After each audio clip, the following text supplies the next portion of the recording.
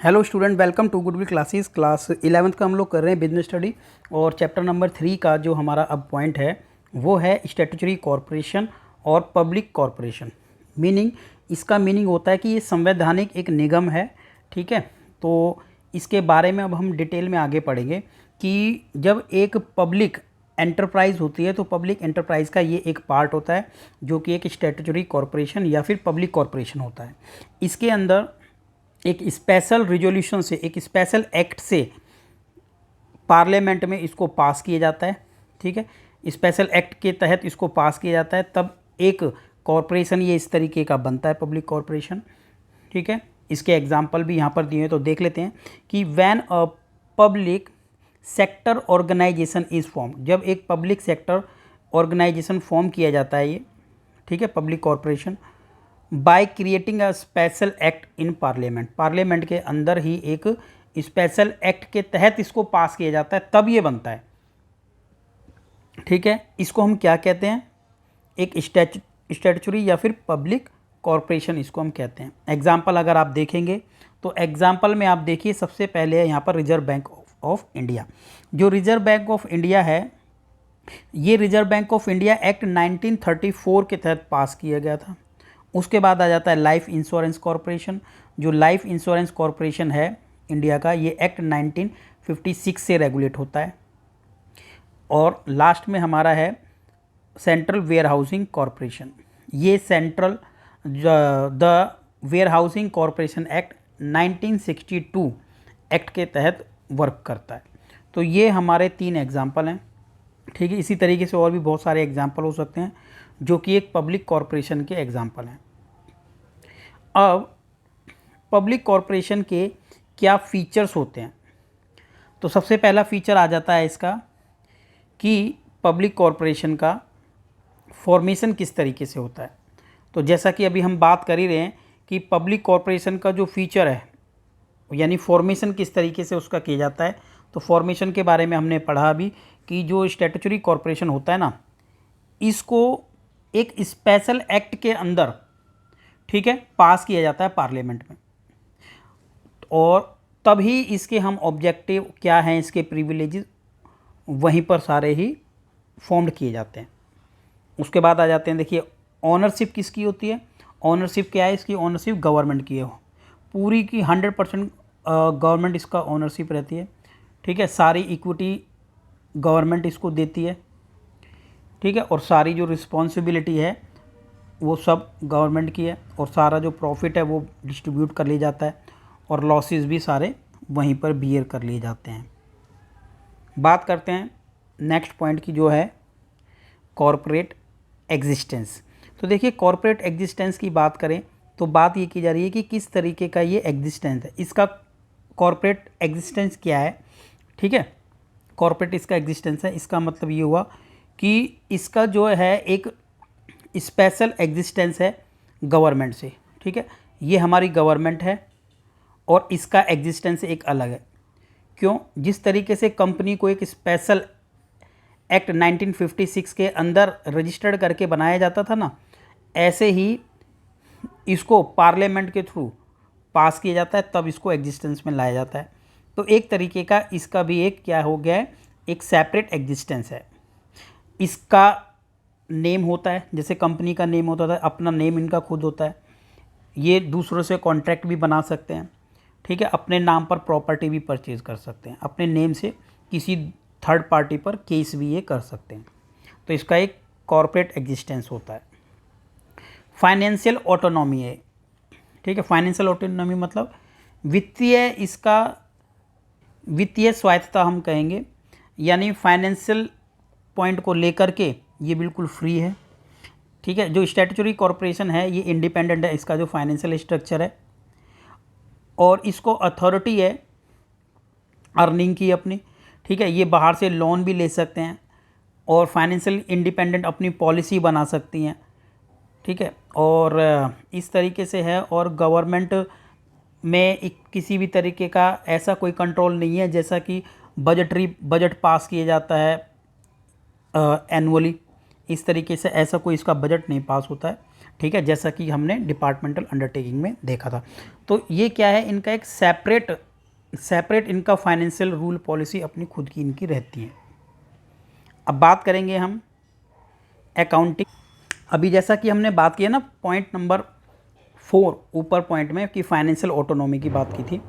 अब financial autonomy का मतलब हो गया था कि फाइनेंशियल तरीके से ये बिल्कुल स्वतंत्र हैं, ठीक है। लेकिन अगर आप इस बात को भी समझें कि इसको पार्लियामेंट के थ्रू, ठीक है, पास किया गया था एक्ट, तब इसको फॉर्म्ड किया गया था। अब इनकी जवाबदेही बनती है कि ये पार्लियामेंट में सारी चीज़ों को डिस्क्लोज़ करें। इनकी जो फाइनेंशियल रिपोर्ट बनाई जाती है वो भी पार्लियामेंट के अंदर डिस्कस की जाती है, और इनका जो ऑडिट है किया जाता है controller and auditor general of India के द्वारा, ठीक है। तो ऐसा नहीं है फ्री हैं, ठीक है, ये फाइनेंशियल तरीके से फ्री हैं। एक इनका कॉरपोरेट एग्जिस्टेंस सेपरेट है, लेकिन फिर भी इनकी एक जवाबदेही ज़रूर बनती है, ठीक है, गवर्नमेंट का, क्योंकि सेक्टर है। उसके बाद आ जाता है पॉइंट नंबर 6 यानी स्टाफिंग। स्टाफिंग मतलब कि इनकी भर्ती किस तरीके से होती है।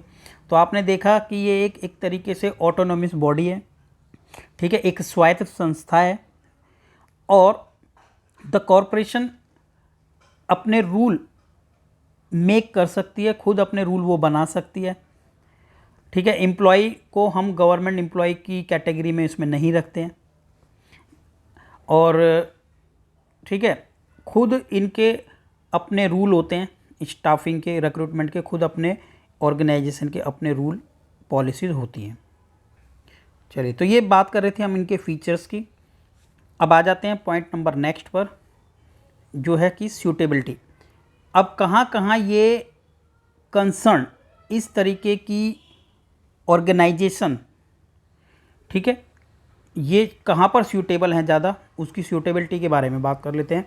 तो पॉइंट नंबर 1 की बात करें, लिखा है where the certain power are required to perform the concern activity. जहाँ पर कुछ स्पेशल पावर की ज़रूरत होती है तो एक स्पेशल ऑर्गेनाइजेशन को बना दिया जाता है, ठीक है, कुछ स्पेशल वर्क के लिए। जैसे कि हमने एग्जांपल भी अभी देखा था जिसमें था लाइफ इंश्योरेंस कॉरपोरेशन। अब लाइफ इंश्योरेंस कॉरपोरेशन के अंदर एक स्पेशल पावर की रिक्वायरमेंट है, स्पेशल एक एक्टिविटी है, तो वहाँ पर इसको एक एक्ट के थ्रू पास किया गया, और वहाँ पर लाइफ इंश्योरेंस से रिलेटेड सारे एक्टिविटी वहाँ पर परफॉर्म की जाती है।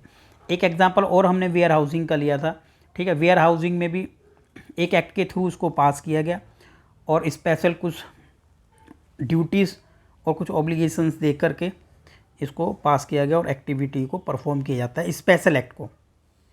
रेगुलर ग्रांट आर रिक्वायर्ड, ठीक है, टाइम पर रेगुलर ग्रांट की जहाँ पर ज़रूरत पड़ती है तो ऐसे सेक्टर को गवर्नमेंट के अंडर ले लिया जाता है, गवर्नमेंट का पूरी तरीके से सपोर्ट रहता है। Now point number 3, where a combination of public accountability and operational autonomy is required. ऐसी जगह जहाँ पर जवाबदेही भी ज़रूरी है, ठीक है, पब्लिक की जवाबदेही बनती हो, और एक ऐसा डिपार्टमेंट जो फ्रीली वर्क कर सके। अगर ऐसे डिपार्टमेंट की रिक्वायरमेंट है तब हम एक स्टैट्यूटरी कॉरपोरेशन को फॉर्म्ड कर सकते हैं, ठीक, पार्लियामेंट के थ्रू एक्ट पास करके, ठीक है। तो ये पॉइंट बात कर रहे थे हम कि ये कहाँ कहाँ पर सूटेबल होते हैं, तो वो जगह हैं जहाँ पर ये सूटेबल रहते हैं। तो पॉइंट नंबर था हमारा सूटेबिलिटी। उसके बाद हम देख लेते हैं एक बार मेरिट्स एंड डीमेरिट्स। मेरिट और डीमेरिट करने के बाद ये पॉइंट हो जाएगा हमारा कंप्लीट। तो मेरिट्स की बात करें, ऑपरेशनल फ्लेक्सिबिलिटी। ऑपरेशनल फ्लेक्सिबिलिटी रहती है, बिल्कुल फ्री ये एक संस्था बना दी जाती है जिसमें किसी भी तरीके का इंटरफेयर गवर्नमेंट का नहीं होता, किसी पॉलिटिक्स पार्टी का नहीं होता है, ठीक है।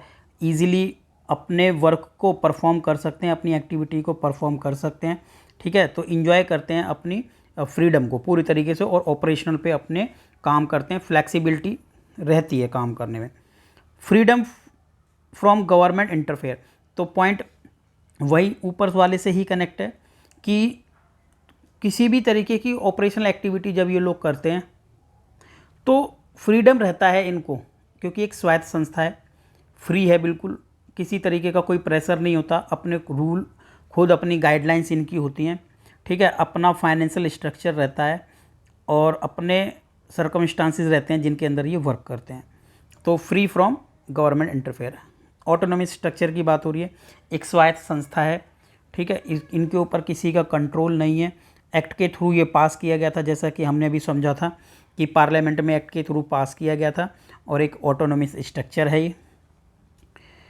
और उसके बाद आ जाता है point number 4, facilitate economic growth.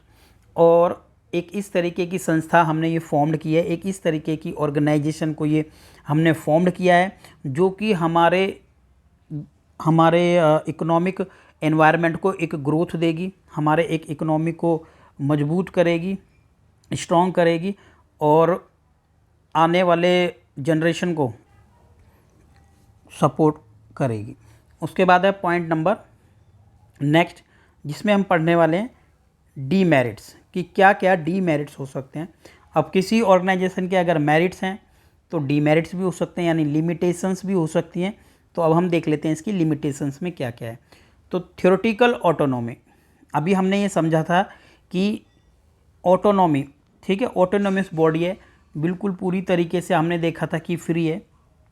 लेकिन थ्योरेटिकल ऑटोनॉमी का मतलब ये है कि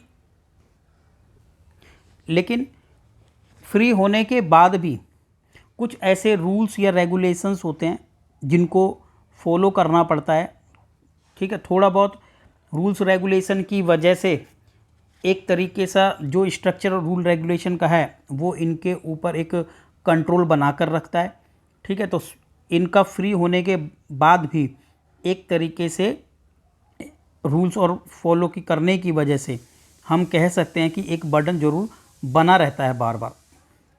उसके बाद कर लेते हैं बात गवर्नमेंट इंटरफेयर। अभी हमने समझा था कि free from control of government and political parties, but क्या है कि गवर्नमेंट का या पॉलिटिकल इंटरफेयर बना रहता है, क्योंकि कुछ बड़े बड़े जो डिसीजन लेने पड़ते हैं, कुछ ह्यूज इन्वेस्टमेंट करनी पड़ती है, बड़ा फंड कहीं पर अमाउंट हमें इन्वेस्ट करना है, तो उसको फाइनल करने के लिए गवर्नमेंट का इंटरफेयर जरूर रहता है, ठीक है। तो चल लेते हैं पॉइंट नंबर 3 पर, पुअर मैनेजमेंट।